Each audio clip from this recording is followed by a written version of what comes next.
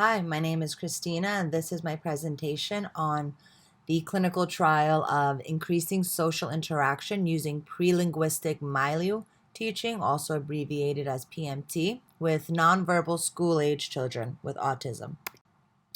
The purpose and rationale of the study was to expand the research on PMT to include school-age children with autism who exhibit severe and persisting levels of communication disability.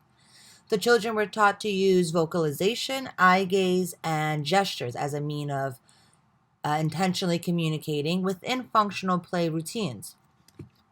So, several behavioral characteristics that are common in children with autism may prevent interactions with adults that are thought to be critical for their development of intentional communication skills.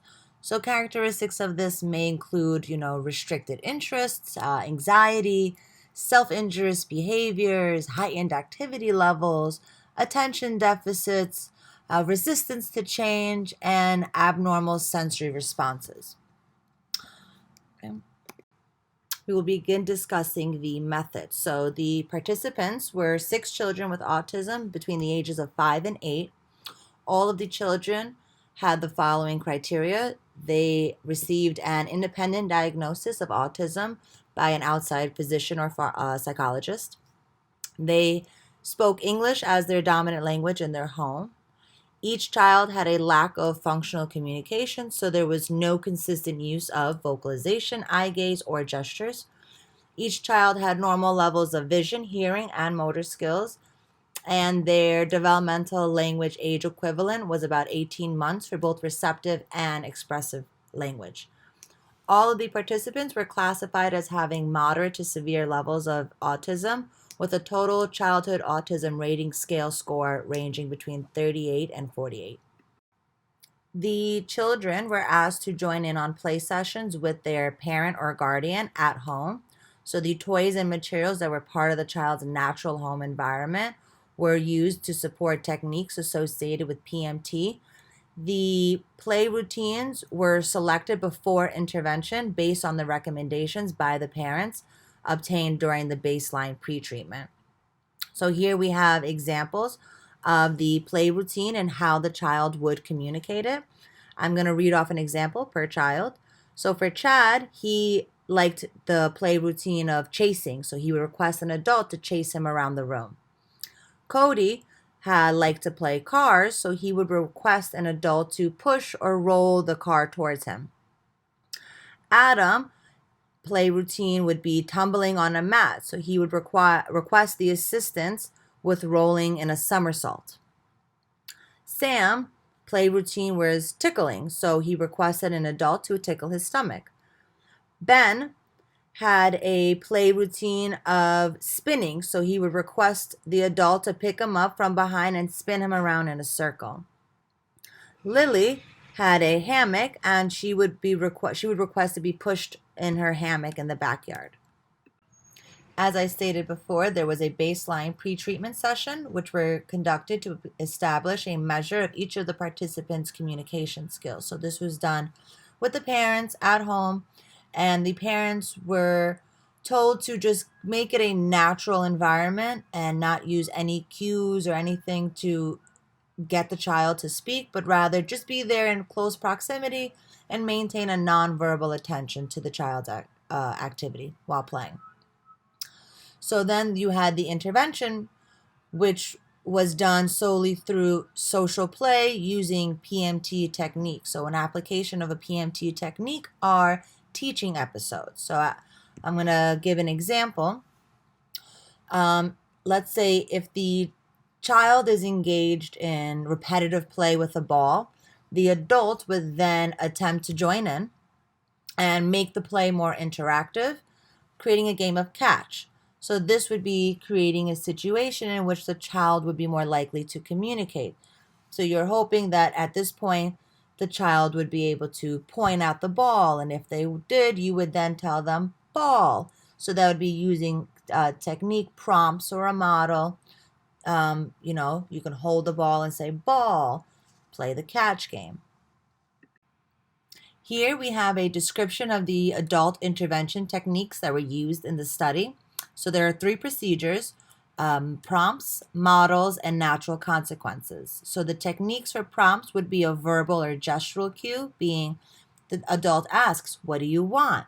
Or wailing your hands around once you hear a form of or see a form of communication come from the child. That's to imitate that, like, you made a sound. That's good.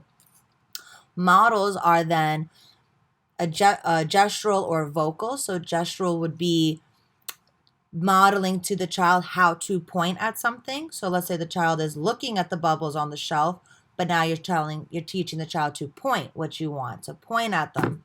Or a vocal model would be like during a form of play, you incorporate learning a new sound.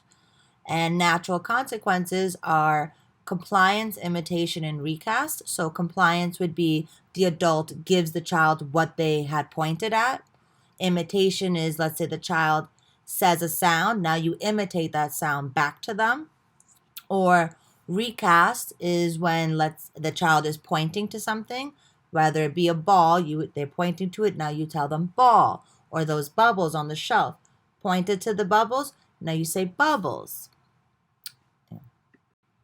Now on to the results. So there were two main questions that were asked by the authors of this clinical study. First being, what is the effect of PMT on the participants' development of sustained social interaction within a salient play routine? So all the participants demonstrated an increase in the maximum number of communication acts in a routine per session. So during baseline pre-treatment, they were ranging in an average between 0.3 to 2.5 acts of communication, where then during intervention, they were tripling their average maximum number of communication acts, ranging then between 7.5 to 17.3 acts. The second question is, what is the effect of PMT on the participants' initiation of social interaction? So this was measured by the rate per minute by counting the number of times the child initiated communication with the adult during each session, then divided by the number of minutes in each session. So during intervention, you can see that all 6 children increased in their rate of initiation of intentional communication compared to their baseline pre-treatment. On the next slide, you will see more of how they progressed.